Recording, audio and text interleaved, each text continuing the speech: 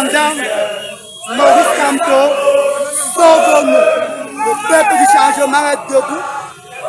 Ceux qui disent que 2025 n'est pas 2025 là. 2025, c'est 2025. On va courir, on va danser votre danse. On va danser votre danse. Paul Biya, Pada. Nous sommes en Dokochi, hein. Nous sommes en Dokochi. Du même système. Maurice Kamto, sauve-nous. Papa, Paul Biya, Pada. Qui le pouvoir. Nous sommes fatigués du même système. Maurice Kamto, sauve-nous. Papa. Le mot démocratie ne peut pas s'appliquer en Afrique. La démocratie, d'abord, c'est quoi?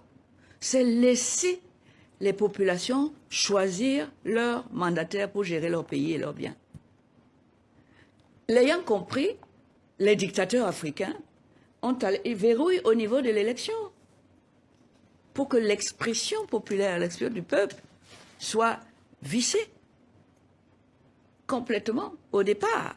Et pour que les élections n'aient qu'un seul logiciel qui répète inlassablement à la sortie que c'est la même personne qui est là et qu'on aura à la subir jusqu'à la lie. D'ailleurs... Oui, oui. Alors, une fois qu'on a verrouillé le système électoral de cette manière-là, parce que c'est la même personne qui a cassé le mur de la séparation des pouvoirs et qui gère le législatif, l'économique, l'administration, l'exécutif, la justice, et que la personne qui va proclamer les résultats, c'est lui qui l'a nommé, c'est un magistrat. Quand il nomme les magistrats, il gère leur carrière, il les met dans l'opulence, pour qu'ils puissent dire, bah oui, moi, les résultats, c'est lui qui est élu, hein, et c'est ça qui compte. C'est ça que vous allez retenir à l'extérieur. Et c'est là, où, à partir de là, où vous allez, le président de la République française va le féliciter, même si on a la preuve que c'était une mascarade, un simulacre d'élection. Et on va dire vive la démocratie. Non, ça suffit. En ce sens, on a... Nous voulons savoir. Si le candidat c'est le RDPC, monsieur le président, alors le RDPC n'a pas le droit de chapitre dans cette affaire parce que nous n'avons pas vu le mémoire en réponse du RDPC. Donc tout ce qu'ils peuvent dire ici est nul et de nul effet. Ils n'ont pas respecté l'article 130 de la loi portant code électoral. Si le client c'est M. Paul Biya, lui seul, candidat à l'élection présidentielle, il me semble que ce n'est pas le RDPC qui est candidat à l'élection présidentielle, c'est M. Paul Biya, personne physique. Si c'est lui le client, il me semble, monsieur le président, que cette lettre doit émaner de lui, devrait émaner de lui, signer de lui. Monsieur le président, ça c'est ce qu'on appelle de la tricherie. Vous ne pouvez pas admettre ce document comme étant la lettre de constitution signée par le client, M. Paul Biya, candidat dont nous demandons l'invalidation de la candidature. Nous ne demandons pas l'invalidation de la candidature du RDPC. Et si le RDPC entend venir soutenir, voulait vraiment venir soutenir, prêter le renfort à son camarade, à son militant, M. Paul Biya, il savait quoi faire. Introduire une requête en intervention volontaire. Donc, M. le Président, sur la foi et la base de la loi que nous demandons de dire, cette lettre est inopposable à M. Léon Léonard. Le code électoral, dans l'article 129, qui vous dit les contestations ou les réclamations relatives au rejet et tout ça, ainsi que celles relatives à la couleur, ce qui vous intéresse, adoptées par un candidat, sont soumises à l'examen par tout candidat, tout parti politique ayant pris part à l'élection. Le RPC a pris part comme... Il n'est pas bon que les mêmes personnes soient au pouvoir tout le temps. Ça, c'est pas bon. Donc, il n'est pas bon que les mêmes personnes exercent trop longtemps le pouvoir. Ils vont manquer d'efficacité. Ils ont beau être génies, forts et consorts, quelque chose va leur manquer au fil des jours et du temps. C'est clair. On n'est pas savant tout seul. Et les choses changent. Le temps change. Ce qui est bon aujourd'hui, dans 10 ans, il va dépasser tellement de choses qui se passent dans le monde. Moi, aujourd'hui, mes enfants m'apprennent tellement de choses. Je dis, mon Dieu, je ne suis pas au courant de ça. Je suis dépassé. Je voudrais que vous soyez, vous les jeunes, les porte-paroles de notre cri commun.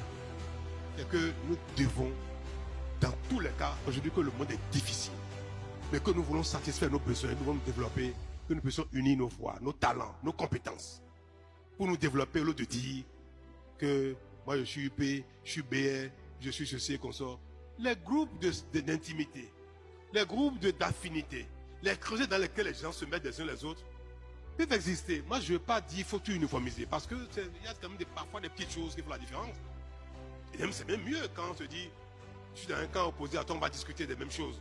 Mais chacun a son groupe d'intimité et d'affinité. Il faut que ces groupes-là ne s'appellent plus opposition, mouvance, minorité. On va trouver les mots qu'il faut pour le qualifier. Prononciation des mots démocratie plus dictature.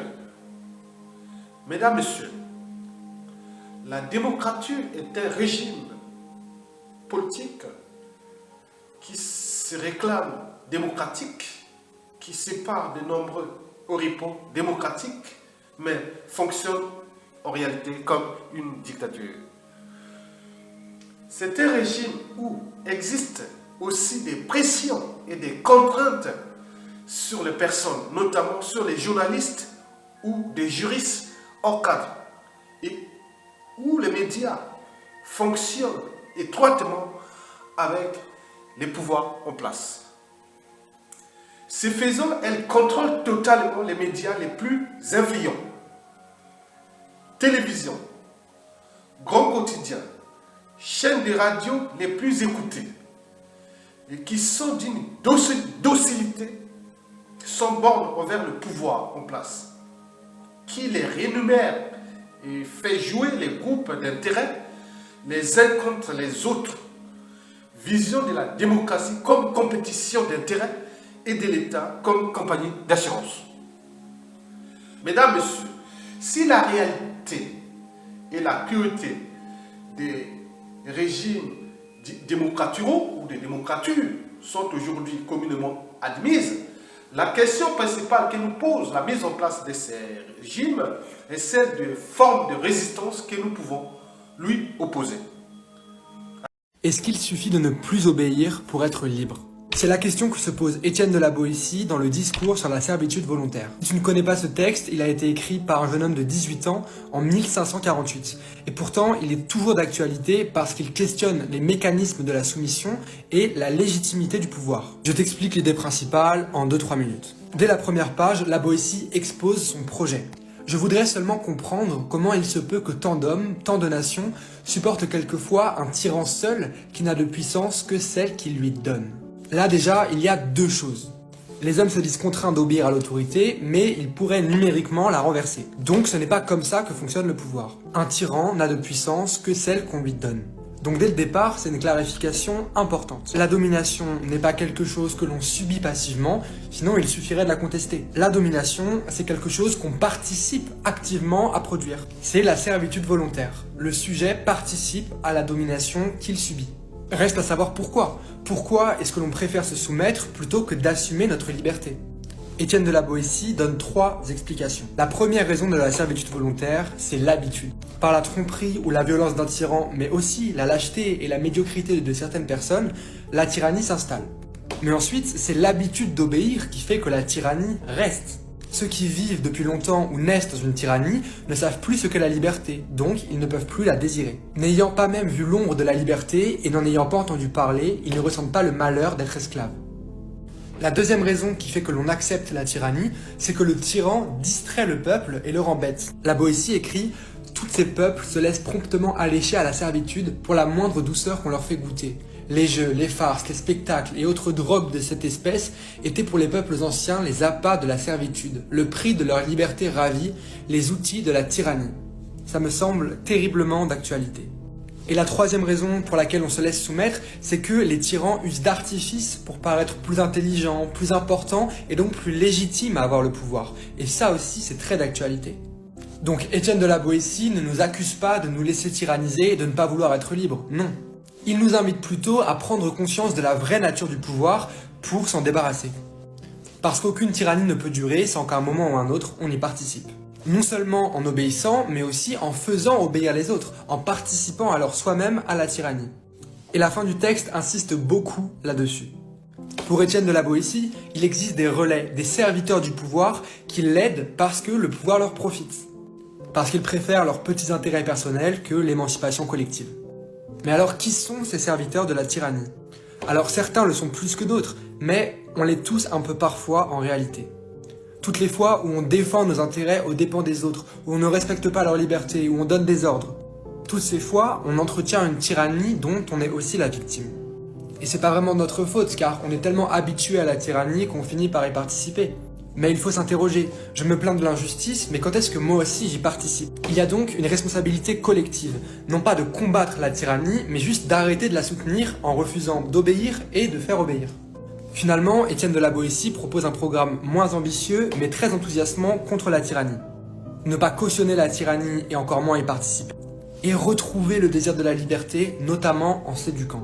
D'ailleurs, à la toute fin du texte, Étienne de la Boétie écrit « Apprenons donc, apprenons à bien faire, levons les yeux vers le ciel pour notre bonheur ou pour l'amour de la vertu. » Comme d'habitude, le texte est dispo en PDF sur mon profil TikTok, donc pensez à vous abonner et surtout à repartager la vidéo, c'est super important.